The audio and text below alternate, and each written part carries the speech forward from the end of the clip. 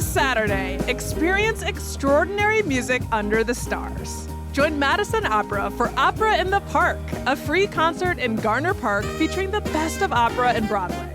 Opera in the Park 2026 takes place at 8 p.m. on Saturday, July 18th. The rain date is Sunday, July 19th. Pack a picnic, gather your friends, and join Madison Opera to celebrate 25 years of this magical night. Learn more at madisonopera.org. This is CityCast Madison. I'm Bianca Martin, and here's what Madison's talking about.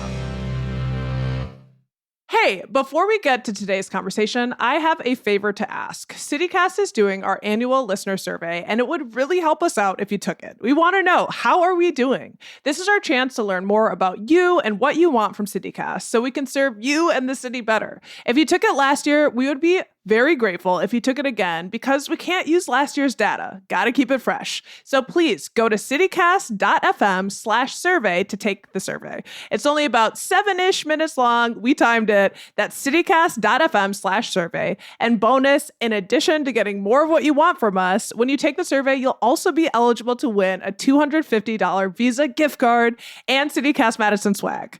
Money, prizes, what more can you want? Again, go to citycast.fm/survey. All right, let's get into the show. Today, it's a hot bug summer in Madison. The mayor gave a big announcement, and an unsavory viral illness caused by a parasite, more bugs, is going around. Plus, for our Neighbors Only segment, some Madisonians are taking battling blue-green algae in Tenney Park into their own hands. Lots of living and growing things this week. Starting us off, to state the painfully obvious, it's been a hot week, but Madison's insects aren't two-phased. In fact, there's a lot going on in the world right now. With me today to talk about it is the Wisconsin bug guy, PJ Liesch, director of the Insect Diagnostic Lab at UW-Madison. PJ, welcome back to the pod. Hey, Bianca, it's great to be here. Yes, and our trusty executive producer extraordinaire, Hayley Sperling. What's up, girl? Hello, Bianca. Hi, PJ. This is like two of my favorite people in one podcast. I love it. Yay! Yes, we're a dream team, all three of us, and we're excited to talk bugs. Summer has been a buggy time, and Madison does really feel like it's swarming with insect activity right now, especially midges. They're everywhere.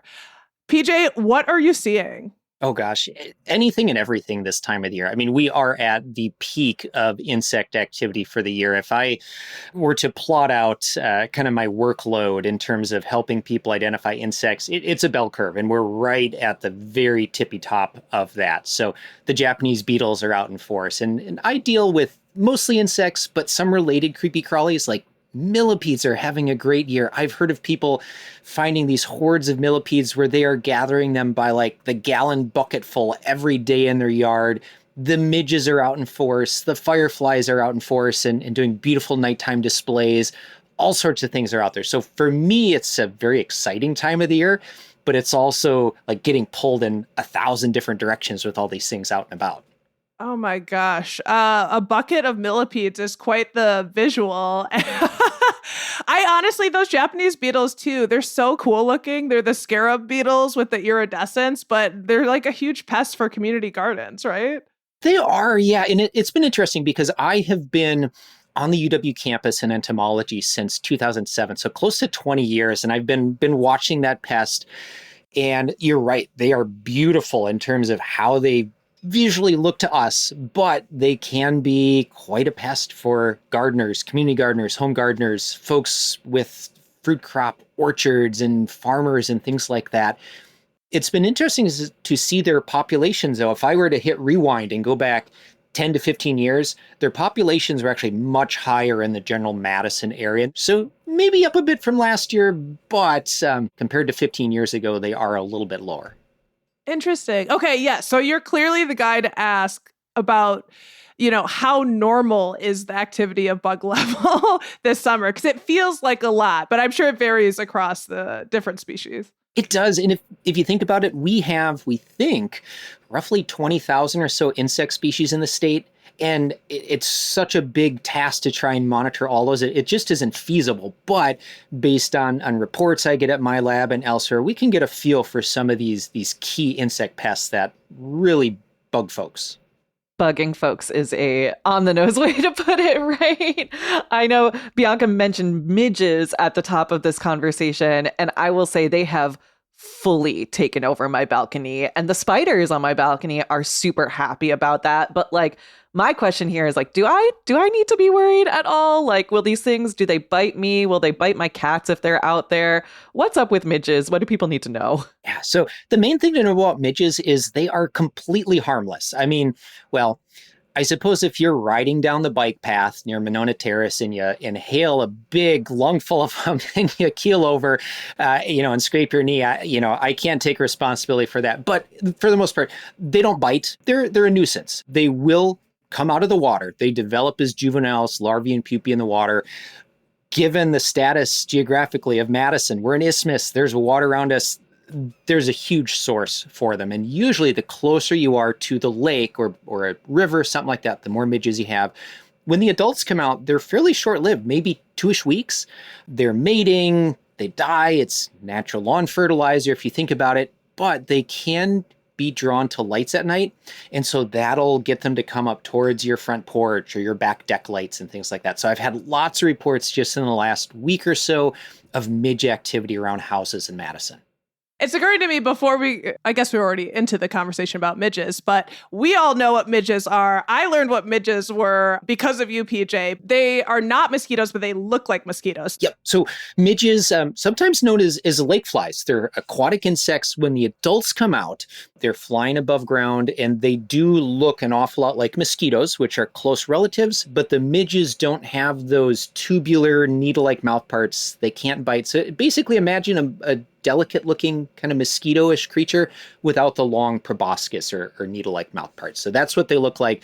If you bump into these, in my own building here on campus, if a door is left open, you'll see a pile of 500 of them dead on the ground. So midges are out there. When we're talking about mosquitoes, let's actually talk about those because Wisconsin health officials recently confirmed the first instance of West Nile virus activity in the state this year that happened in the Milwaukee area. So far, no human cases have been reported. But what do we need to know about this? Yeah, I mean, I think the key thing to know is that we have now confirmed our first West Nile virus activity for the year. We do tend to pick up reports every single year, so not too surprising. It's something, though, that I feel we should be keeping a little bit of a closer eye on and making sure we are taking appropriate precautions.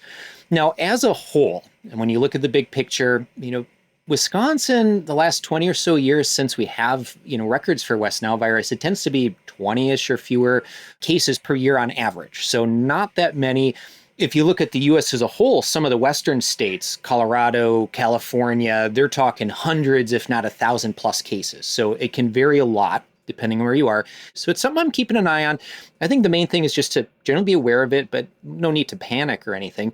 But we should be taking precautions, especially like early morning, evening hours when we see peak mosquito activity, use repellents, wear long sleeves, things like that.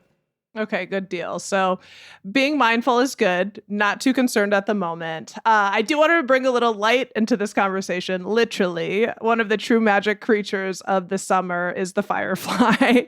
PJ, are we in peak firefly season right now? We are. And for me, I'd say I saw my first firefly for the year probably back about second or third week of June. But right around 4th of July and into mid-July is peak firefly activity. And we actually have 20 or more species in the state. Some of them can be quite common. Others can be rare and not bumped into very often at all. But it's really quite magical. And I feel there's so many folks that are maybe generally kind of entomophobic, and yet they can still enjoy and appreciate fireflies. Just the beauty of that, seeing those at night is really something special, as long as the mosquitoes aren't really pestering you at the time. And I love when you are giving this context, like we have 20 species of these. And I remember having a little delightful moment looking at a firefly. I was like, oh, that one looks different than the fireflies I'm used to. It's like a little longer. And, the diversity of fireflies. I like keeping that in mind. And it is a happy one. I mean, Hayley, are you fireflying? Are you seeing the fireflies at night? I am so firefly pilled. I love watching them. I've been like literally hanging out on my friend's porch. We could just watch all the fireflies and they're so cool. And the other night I was walking down the bike path and there were just fireflies lighting up the whole trail. And it was so, so pretty. It brings a little bit of wonder, a little bit of whimsy back into our world. We love bugs here. PJ, before we let you go, I do understand that there's a big bug event coming up next week, the Wisconsin Insect Fest. What can you tell us about that? Yeah, so Wisconsin Insect Fest is an event put on through University of Wisconsin-Madison Entomology Department, and we are partnering with Olbrich Botanical Gardens. So next Friday, July 24th, starting at 3 p.m., Wisconsin Insect Fest kicks off. We have a number of free presentations, guided tours, demonstrations. We've got insect-themed booths. And these are family-friendly and really suitable for folks of all ages. If you are interested at all in insects, feel free to come on down. Again, it's Olbrich Botanical Gardens starting at 3 p.m. The event will actually run till midnight. So if you want to be out late, we've got some evening stuff. We're going to be showing a feature film called The Extraordinary Caterpillar. It turns out starting this weekend through the following weekend is National Moth Week. So we've got a talk on moths and caterpillars, a film, and then as it gets dark, we're going to be putting up lights, black lights, mercury vapor lights to attract moths, and then we can use smartphones to snap pictures and survey those and see how many moth species we can find. So last year, that effort was a hit. If you want to come out and join us, it is going to be a blast next Friday, 3 p.m., Wisconsin Insect Fest at Olbrich Botanical Gardens. PJ, thank you so much for giving us a status update on bugs this summer. And for folks who just heard about the incredible event, don't miss that. Check out Wisconsin Insect Fest next week at Olbrich Gardens. PJ, thanks for coming on the show. Thanks for having me. Great to see you as always. And we've got more stories just around the corner. Coming up next, an announcement from the mayor. What could it be? Stay close and find out.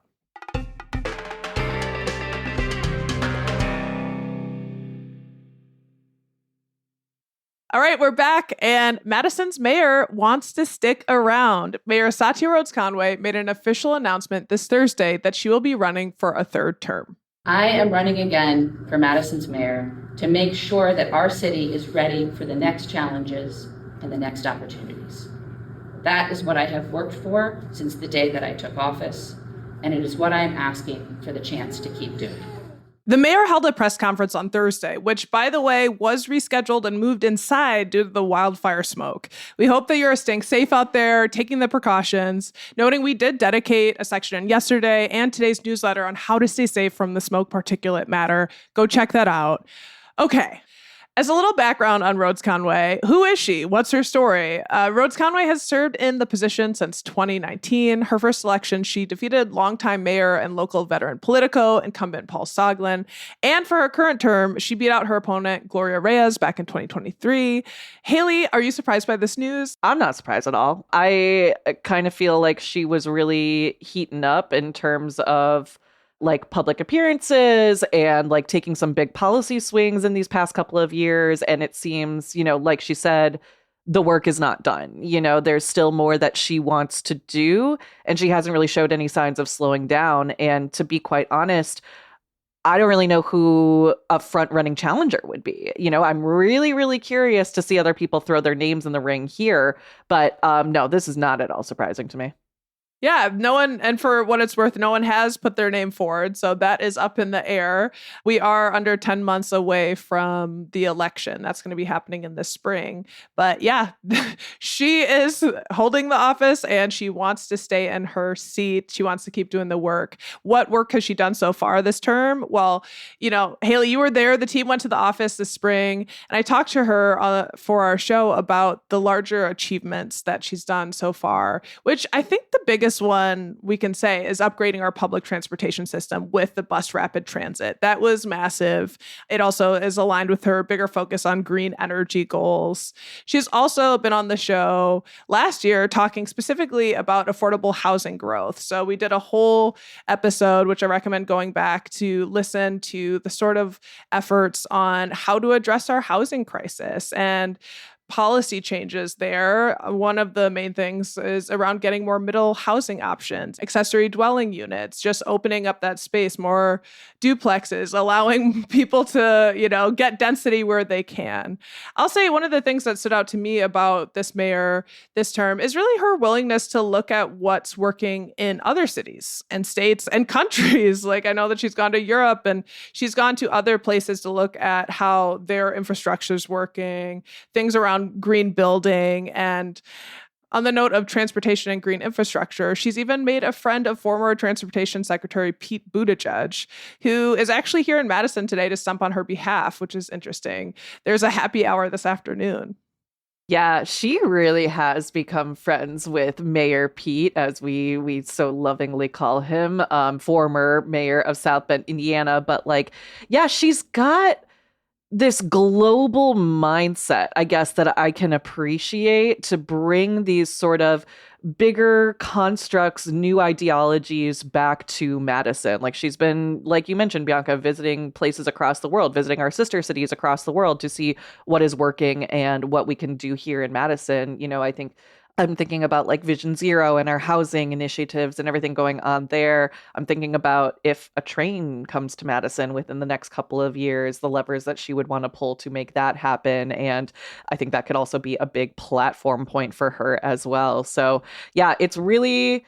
I was kind of waiting for this announcement, right? Like you said, we're about 10-ish months away from the election, which feels like no time, but also a lifetime from now, because we're also dealing with our partisan primary, which we have been talking endlessly about, coming up August 11th, the gubernatorial candidates, the 76th Assembly District, and now local elections right around the corner. There is no rest for the weary, no rest for the local journalists here.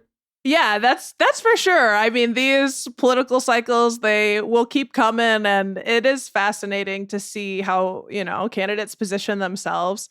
But hey, we do have more stories to get to just around the corner, and we want to hear from you out there listening. What do you want in a Madison mayor? What are the biggest issues to you in our fair city that you want addressed? Let us know. Text us or leave us a voicemail on the CityCast Madison line at 608-318-3367. We love hearing from you, and we'd love to include your thoughts in an upcoming mailbag segment. If you have thoughts about the mayor's race, or if you have any tips, let us know. All right, y'all, stay close and we'll be right back.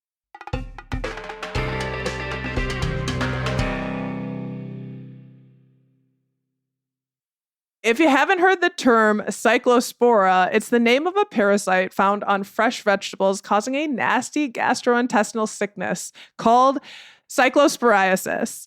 In other words, it's the stomach bug going around giving people explosive diarrhea that I've been concerned about.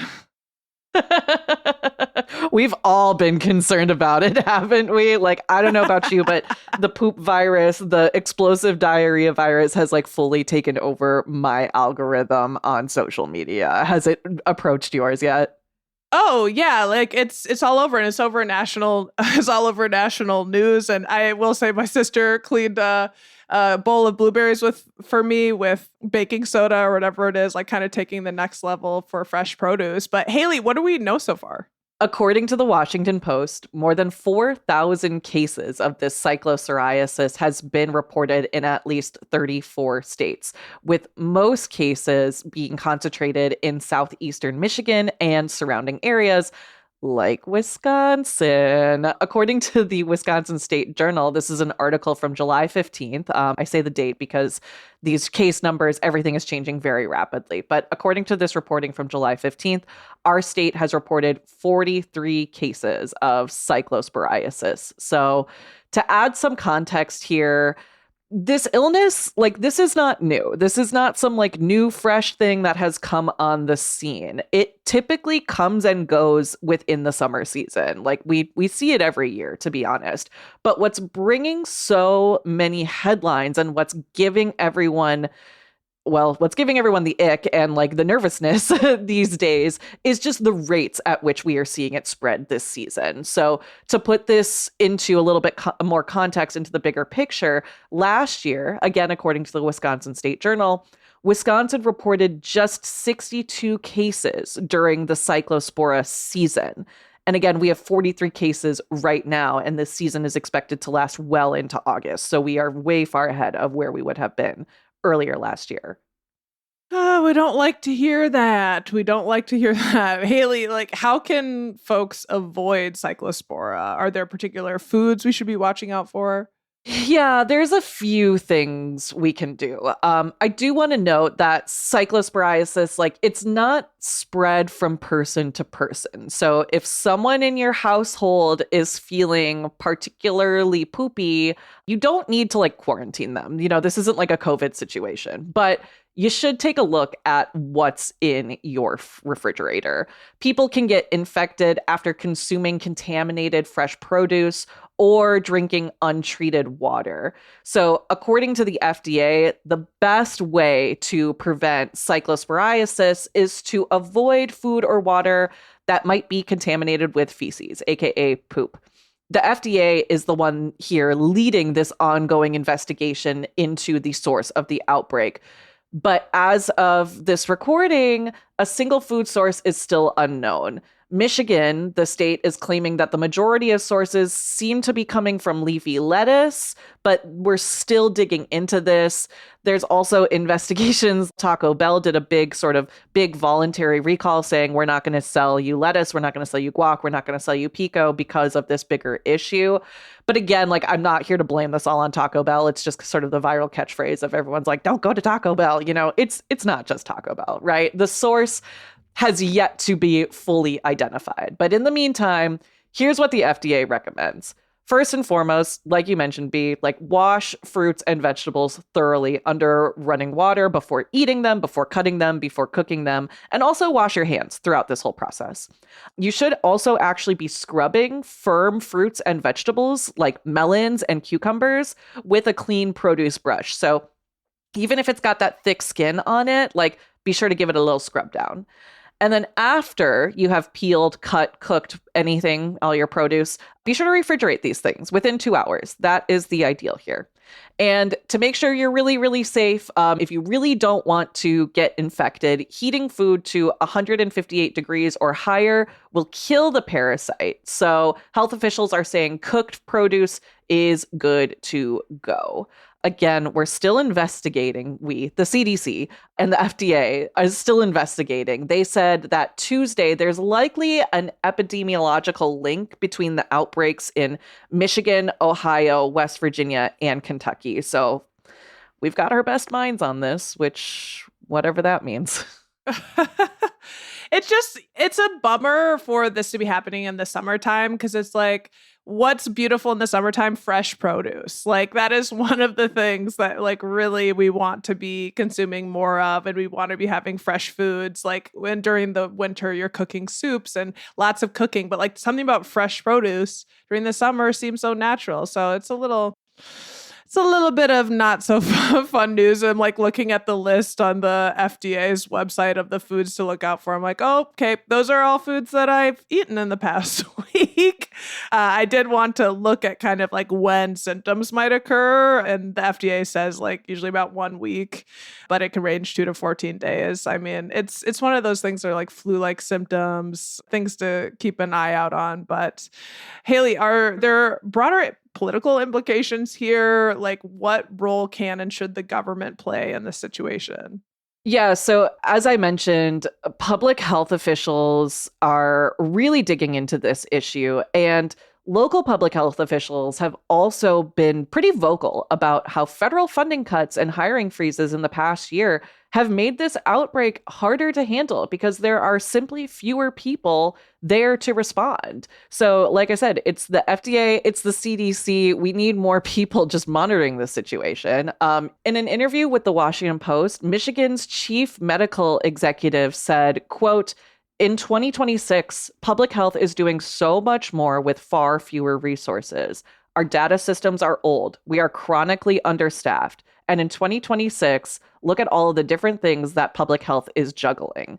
And of course, here she's referring to things like the World Cup, all of these people who are traveling, measles outbreaks, and the resurgence of vaccine preventable diseases here. She went on to say, quote, "Folks need to understand the cost of not having a robust public health system. So this is huge. There are big federal implications here in the fact that funding cuts are having these trickle-down effects. And people online are talking about how this outbreak could be blamed on the fact that the government stopped monitoring Cyclospora. And on that matter, the Washington Post wrote, quote, although the CDC last year reduced active surveillance for Cyclospora because funding for food safety has not been maintained over the last several years, officials said that that has not affected the current investigation because the parasite remains nationally reportable to a separate database.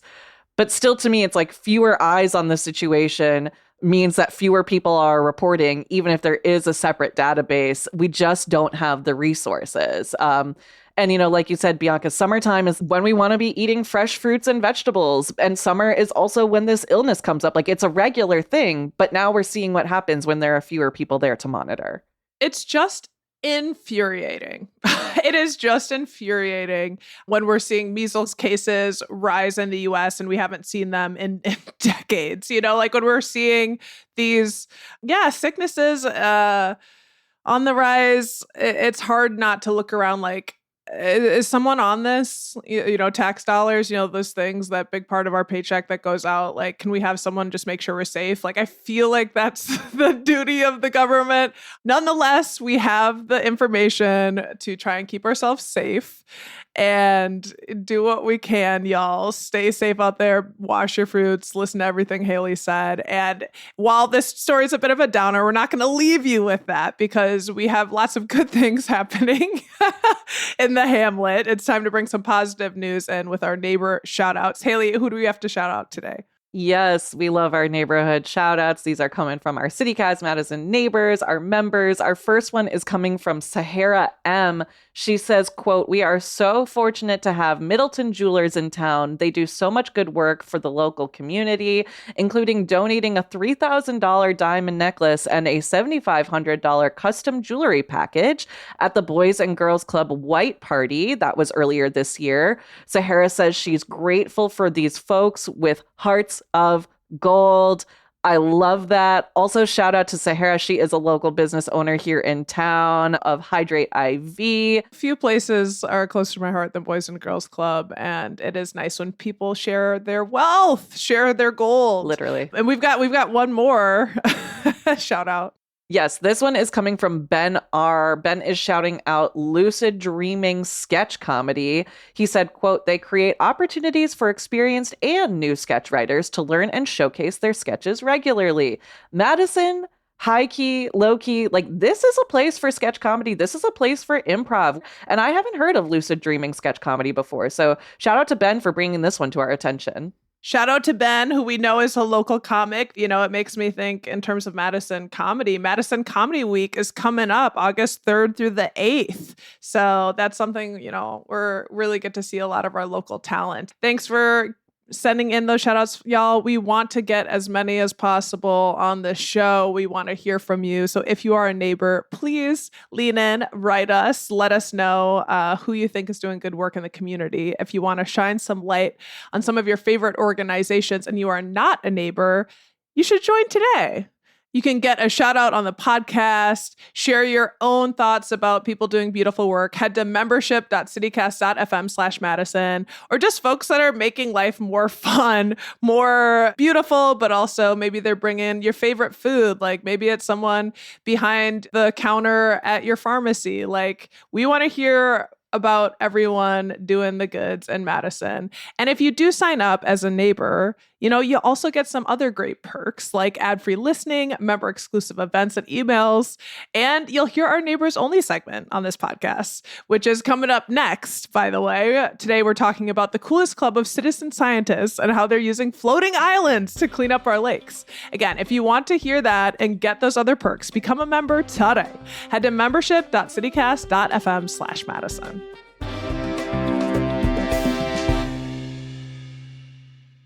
Hayley Sperling, thank you so much for joining me this Friday. We're off to our weekend. It has been such a blast. I'm going to go catch some fireflies.